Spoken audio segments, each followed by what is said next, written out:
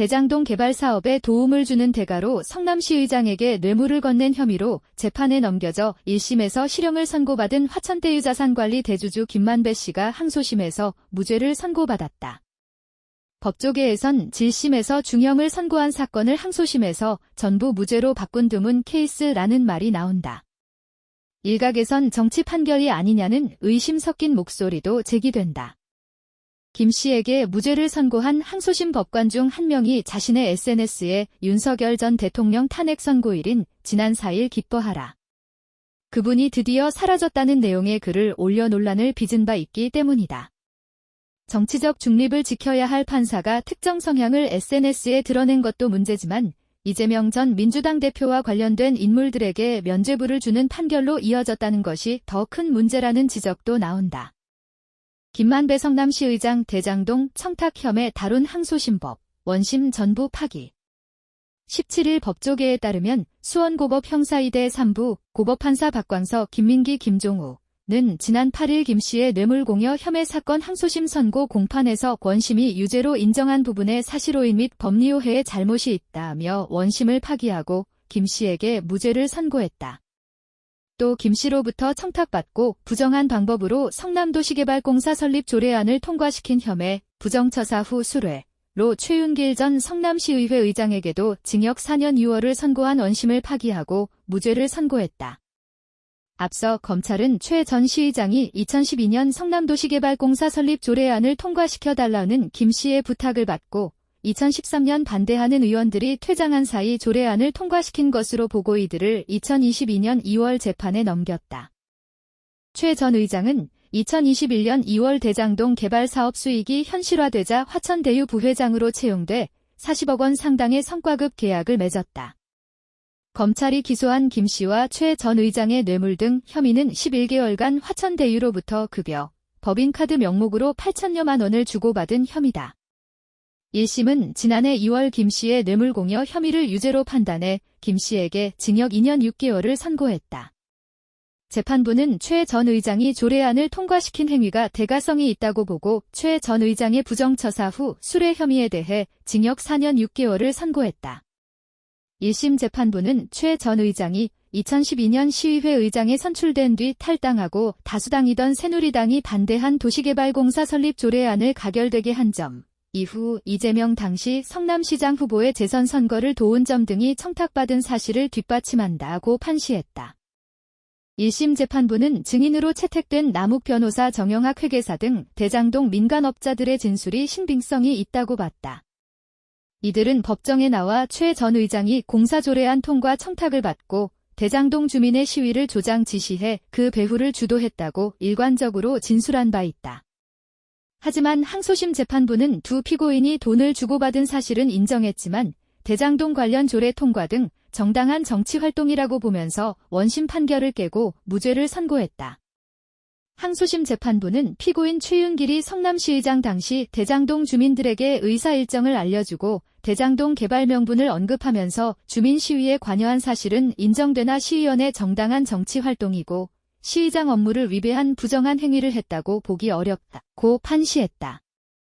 그러면서 최윤길이 2013년 2월 시의장으로 공사 설립 조례안을 일사부재의 원칙을 위반해 거수투표로 재표결에 붙여 부정행위를 했다는 점도 인정하기 어렵다며 따라서 최윤길의 행위가 부정처사가 아니기 때문에 이후 김만배가 최윤길을 화천대유 부회장으로 채용하고 뇌물을 공여했다는 검사의 공소사실은 더 살펴볼 것 없이 인정되지 않는다고 덧붙였다.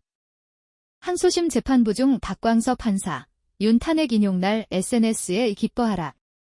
법조계 일부에서는 항소심 재판부의 판결 근거를 두고 다양한 해석이 나오며 논란이 지속될 전망이다. 거기에 더해 항소심 재판부 중 한 법관이 윤석열 전 대통령이 헌법재판소에서 탄핵 심판이 인용된 날 자신의 SNS에 올린 글이 정치 편향적이라는 사실이 뒤늦게 알려져 논란을 빚고 있다. 박정훈 국민의힘 의원은 김 씨와 최 전 의장의 부정처사 후 수뢰 혐의 항소심에서 무죄를 선고한 박광석 판사에 대해 법복을 입은 정치인 기라고 지난 11일 보도자료를 내 비판했다. 박 의원은 박 판사의 SNS 게시물을 문제 삼았다. 박 의원에 따르면 박 판사는 윤 전 대통령 탄핵 인용 당시 기뻐하라, 그분이 사라졌다, 리조이스 포유노 WHO has gone last 라는 글을 적었다. 박 의원은 소설 영화 해리포터 속 볼드모트가 사라졌을 때를 인용한 이 글은 대통령을 사라져야 할 존재에 빗댄 것이라는 해석을 낳고 있다며 문제는 이 판사가 페북글을 올리고 며칠 뒤 김만배에게 무죄를 선고했다는 점이라고 지적했다. 박 판사가 SNS에 글을 올린 시점은 지난 4일이다. 나흘 뒤 박 판사도 심리에 참여한 수원고법 형사 2대 3부는 김 씨와 최 전 의장에게 무죄를 선고했다. 박 의원은 박 판사의 정치 성향이 이 사건 항소심 선고 결과에 영향을 미쳤다고 봤다. 박 의원은 특히 이 사건 판결이 이재명 전 더불어민주당 대표에게 면죄부가 될 것이라고 해석했다. 박 의원은 1심에서 날치기 통과로 판단됐던 조례안이 2심에서는 정상적인 표결로 바뀌었다며 특정 성향을 드러낸 판사의 판결이 이재명과 그 관련 인물들에게 면죄부를 쥐어주고 있다고 꼬집었다. 그러면서 이제 법은 더 이상 평등하지 않고 법복을 입은 정치인이 정의를 재단하는 시대가 되었다고 덧붙였다. 법조계 해당 판결이 무죄 근거로 사용될 것. 부정처사 후 수뢰죄는 공무원이나 공무원에 준하는 신분을 가진 사람이 직무상 부정한 행위를 먼저 한 뒤 뇌물을 받거나 받기로 약속받은 경우 성립한다. 형법 제131조에 따르면 부정처사 후 수뢰죄를 범한 사람은 5년 이하의 징역 또는 10년 이하의 자격정지에 처한다. 대법원 양형위원회는 부정처사 후 수뢰죄에 대한 구체적인 양형 기준을 설정하고 있다.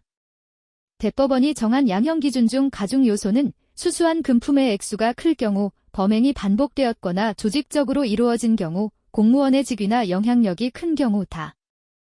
5년 이하의 징역형이라는 규정을 감안하면 1심 재판부가 최 전 의장에게 4년 6개월 실형을 선고한 것은 피고인의 혐의가 양형기준상 가중 요소들이 적용된다고 본 것으로 풀이된다. 그럼에도 항소심 법원은 이 사건에서 최 전 의장의 행위를 통상적인 정치활동으로 보고 무죄를 선고한 것이다.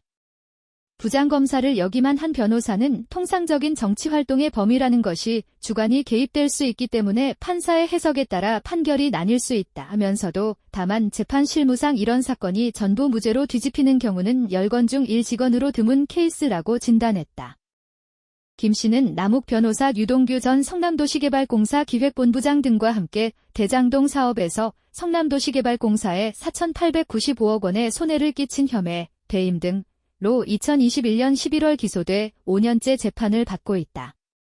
이 전 대표 역시 이들과 유착해 막대한 이익을 몰아준 혐의 등으로 정진상 전 민주당 정무조정실장과 함께 2023년 3월 기소돼 별도로 재판을 받고 있다.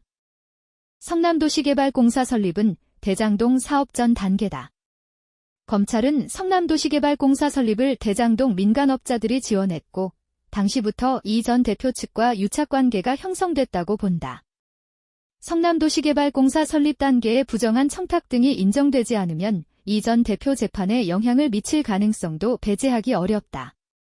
이에 대해 서초동의 한 변호사는 이 사건 항소심 결과가 대장동 관련 다른 사건 심리에 영향을 미칠 수 있다며 이 전 대표 측은 대장동 사건에서 핵심 증인 유동규 전 공사기획본부장의 진술 신빙성을 흔드는 데 주력해왔다.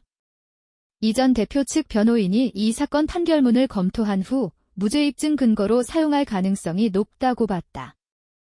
최건 법무법인 건양 변호사는 조례안이 불법적으로 통과됐는지 여부가 중요한 것이 아니다라며 이 전 대표가 당시 성남시장으로서 최고 결정권자였다는 사실이 더 중요하며 이 사건 판결이 다른 대장동 판결에 크게 영향을 미치진 않을 것이라고 내다봤다.